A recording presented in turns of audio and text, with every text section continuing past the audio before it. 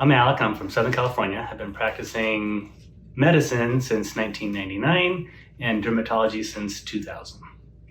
I was in the Air Force. I went to the Air Force Uniform Services School. It's called the Inter-Service Physician Assistant Program, and it was in Texas and in Nevada. When you're in school, you rotate through a lot of different programs and you see what you like, and I really like dermatology, so I spent my extra elective times in dermatology and decided that's what I wanted to do.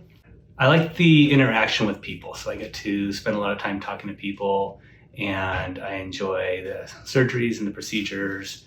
I like cutting out cysts and cancers and all kinds of things like that. And so dermatology gave me a good opportunity to do that. I would say one thing I would like my patients to understand is the damages that the sun can do.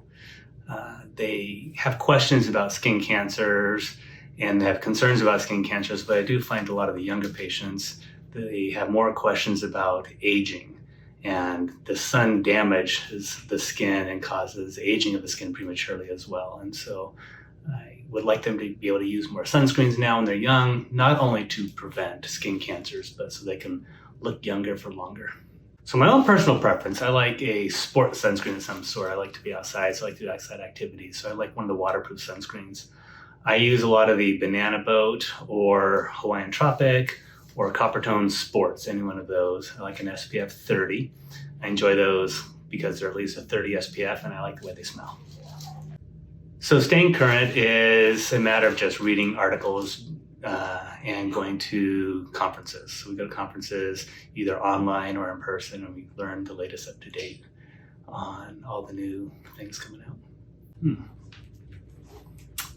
I think some of the newest things in dermatology are the breakthroughs with melanoma skin cancers and the testings and the abilities to grade them, and the newer therapies to take care of melanoma skin cancer has been a big breakthrough in the past decade or so.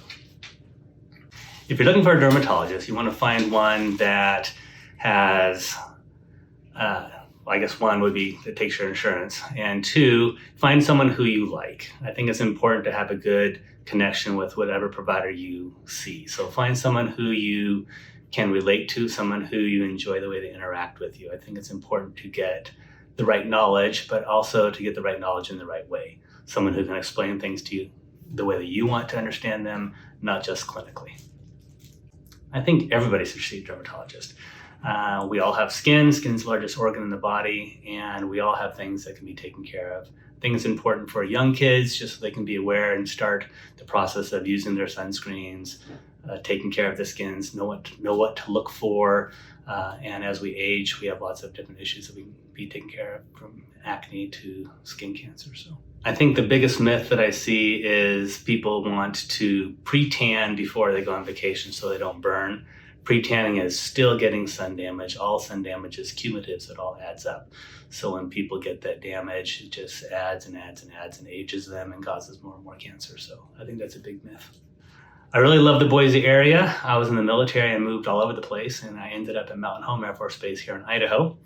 And I worked part-time dermatology for 3 years while I was out there, and we just fell in love with the Boise area, what it has to offer. Love the mountains, hiking, biking, kayaking. And this place has everything to offer other than a beach, which I miss from Southern California. My favorite practice I do for myself is I like to stay active. So I like to do activities. I try and run and bike and swim. So I think my biggest health activities is just trying to stay active and keep myself physically fit. I love being in the Air Force. I loved just serving the country. But I used to always want to be like a Forest Service worker. I thought it'd be great to just be outdoors all day, tromping into the forest, counting animals and stopping people from poaching. A lot of people surprised that I survived a plane crash.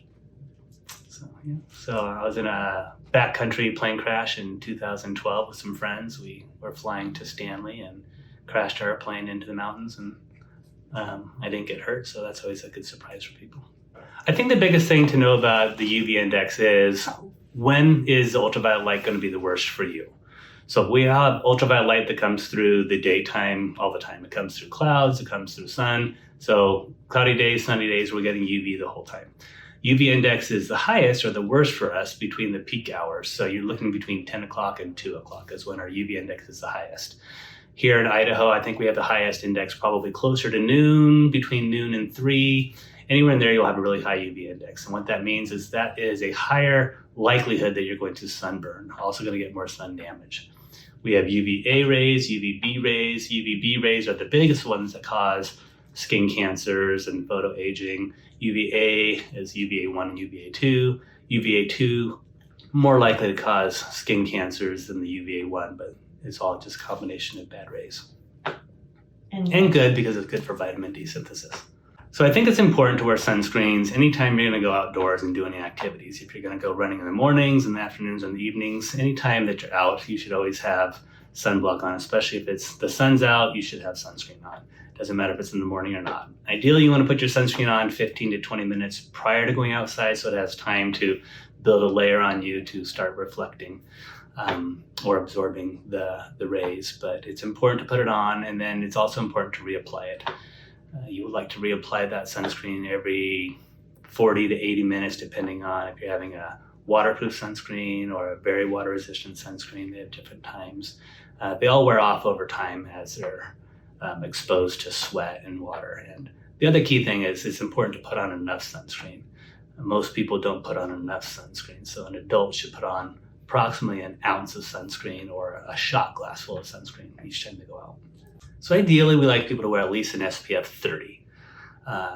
It rises on kind of a bell curve scale as far as how well it's protecting you. But a daily 30 usually does pretty good. If you're wearing a 50 or higher, then that's going to be better for a little longer. But a minimum of 30 is what you should wear when you're going out.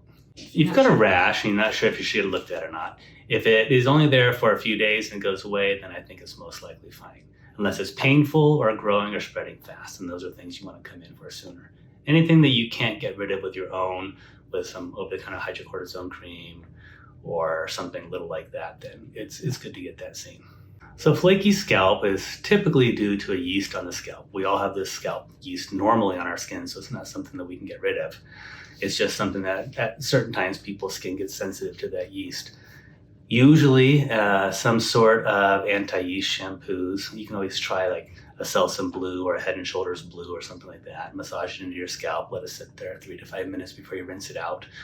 And try that. If that doesn't work, then come and see one of us and we'll get you something a little bit better. If you moved here from a humid climate and you're now here in the dry Idaho, some things you could do to keep that skin healthy. When you take a shower, when you get out, moisturize right away. Pat dry, put on a good moisturizer, something non-fragrance like Cetaphil or CeraVe or Vino, and put it on liberally right while you're still slightly damp. I think that makes a big difference. Other things, when you're using your laundry soaps, try and use a laundry soap that says it's free and clear so you don't have any fragrances or dyes that tend to irritate the skin and cause you to dry out a little bit more. I think toothpaste on a zit's a little bit of a wives' tale, but a little bit of toothpaste on top of a pimple can make it less juicy. So if you don't have medicine and you're in a hotel room, you got a little zit and you just got to do something, a little bit of toothpaste on it can help dry it out a little bit. Does wearing a hat cause hair loss? I think that in typical fashion, dermatologists like you to wear a hat when you're out and about. I think a really tight hat for prolonged periods of time can start to maybe cause a little bit of a traction alopecia or a thinning on the hat line. We had some issues in the military with guys wearing hats all the time, and their military hat line where the band line was, if their hat was too tight, could start to kind of rub the area.